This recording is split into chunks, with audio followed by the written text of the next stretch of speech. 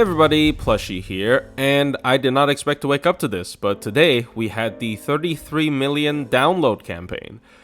Call me crazy, I thought we just had the 32 million download one. Maybe not that close to right now, but I'm surprised people are downloading this game at all. But I guess the anniversary boost really did help. And I actually think this is a pretty important one in terms of quality of life update, or at least helping you gear up for the finale at the end of the year. So yeah, without further ado, let's get into the summary. The featured SSR is Metatron Jean, again a pretty surprising pick considering how new she is, but also these have been getting less and less relevant just because we've been getting so many rerun banners of literally everything throughout the entire year that I don't think any particular servant being on raid up is super important anymore. For example, we're getting the extra class banners back again soon because of the zero storm pod period for the extra grand raid. So she's gonna be back really soon, even if you don't get her now. So of course, as usual, we have the special login bonuses. Do remember to log in at least 10 times. Try to log in every day, honestly, whenever these campaigns are going on, just for maximum amounts of rewards. So you get, silver apples, mana prisms to start, and then you get better stuff such as rare prism, lore, and then finally on the 10th login you get 30 sane quartz. So at the very least, remember to log in 10 times during this period. Now, arguably the most important change in this entire event is this one, which is bonus master missions that are permanently added that gives you more torches, dust, grails, and lore. Especially important are the torches. You get 12 extra red torches and 24 extra golden torches. So if you don't know what these torches are, they're basically items used to unlock nodes on your class score. So whenever you unlock a certain amount of class score, you would hit a roadblock and you will need to unblock that with these torches.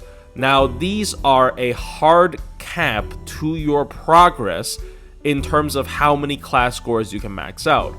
I believe currently we are capped at 5 maxed out class scores, and we have a large overflow in terms of the blue torches, which is even rarer than these 2 torches, but they give out a lot of them during grand raids.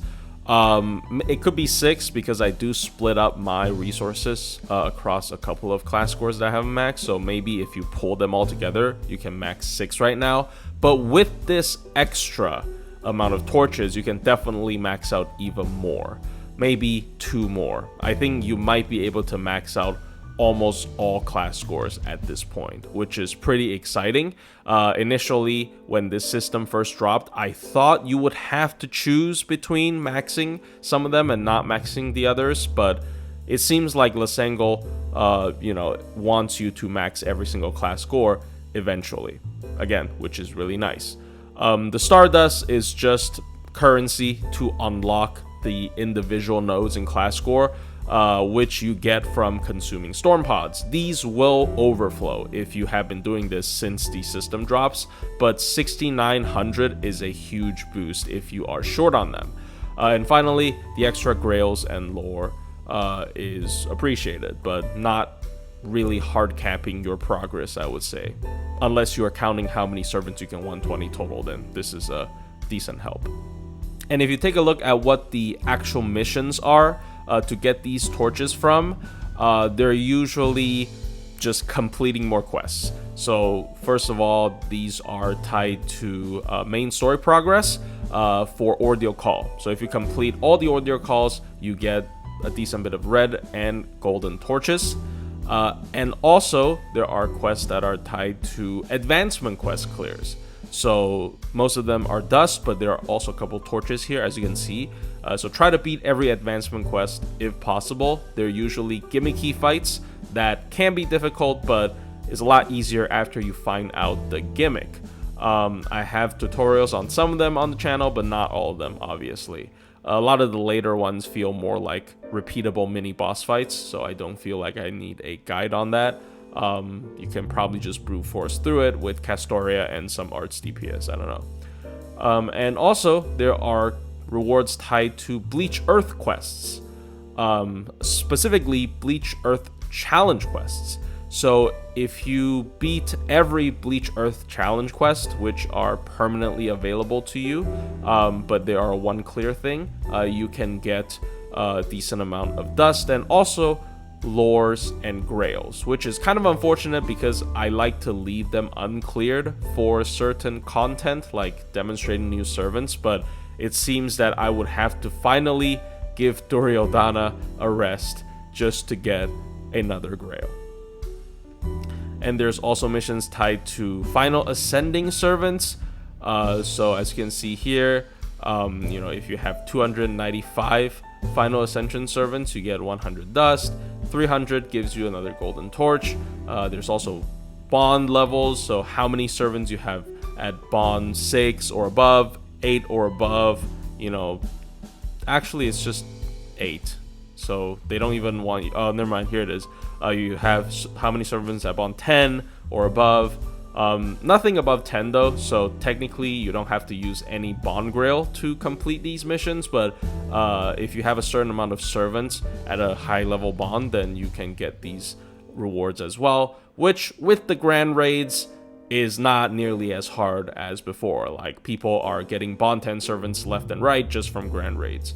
So yeah, overall, this is, in my opinion, the most important part of the entire update, because this is literally massively increasing your potential progress on your class score. I guess this one is also very important. Another permanent change where they will add 40 storm pods into your monthly Da Vinci mana prism shops and costing 10 mana prism each. So yeah, this is a lot of storm pods. You get more than one extra per day, basically, if you can afford it. And this will, again, massively increase your progress in terms of, getting the Stardust for your class score.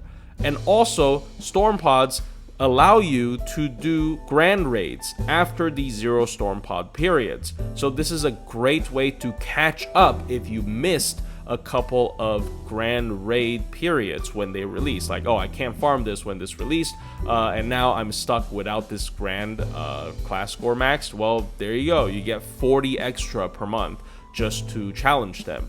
And for people who are always up to date, storm pod quests are still very good. Again, you can challenge grand raid quests that are not currently ongoing, and get a bunch of bond for a certain class of servants. And they also just give insane amounts of QP drop and master EXP even. So I personally would just be using these on the expired grand raids if I want to bond up a specific class of servant especially. But overall, another catch-up mechanic that is made permanent. Really, really good. Following those two big changes are a couple of non-permanent AP reductions on quests. So you should do them during this period before October 22nd. First of all Olgamuri quests are a quarter, which I suggest clearing all of them at the highest priority because they are part of the main story. So absolutely try to clear them as soon as possible during this period. They also made all advancement quests 1 AP. Again, there are a lot of incentives. The torch missions I said earlier, as well as a previously added St. Court's reward mission. I believe it was an earlier anniversary, I forgot which one, but it's a great source of torches as well as St. Court's, so try to clear all of them during this period.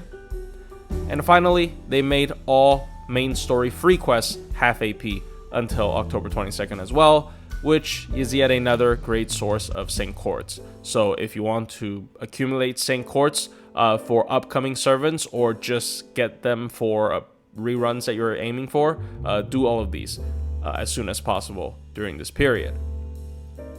And as usual, they refresh the Mana Prism shop. The most important ones are the faux pas, the 5 tickets, and the 1 set of gold foes, at least in my opinion. And also the teapots, which is pretty good because it came just in time right before the Grand Assassin raids, which is next Wednesday. They also refreshed the Rare Prism shop, which is not the entire thing, just as usual. Only the faux pas and the gold foes I'll be buying, and for most people, they won't be buying anything from this.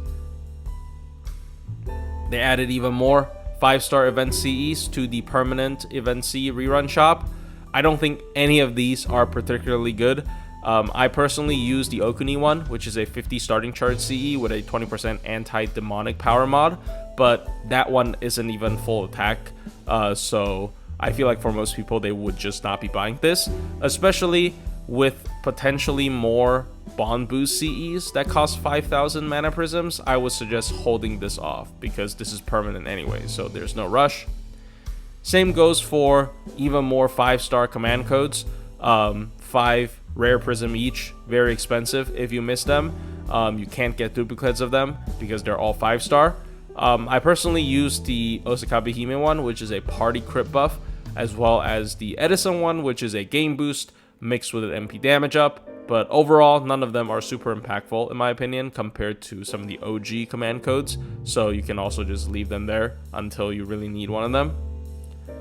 And they also have half AP embers, yet again, the only resource you cannot farm from a grand raid. So if you want to grand a certain assassin for the grand raid, and you want to 120 them, this is your chance to get more, embers. The ember half APs always come with the double super suck chance, so again, great chance to 120 someone. And finally, all strengthening quests as well as all interludes AP are quartered as well. So again, try to clear as many of them as possible during this period for the maximum amount of Saint Courts. So yeah, that's it. The whole campaign feels more like a gear towards the part 2 finale type update, where they just push you to do as many of these permanently available quests as possible, and then they also massively boosted your class score progress, basically just trying to have you wrap up everything before part 2 finale, which I think is pretty important, for the game moving into another major stage of its life cycle after part 2. So this is nice, and then take this opportunity to get as many resources as possible, and let's face part 2 finale at the end of the year together.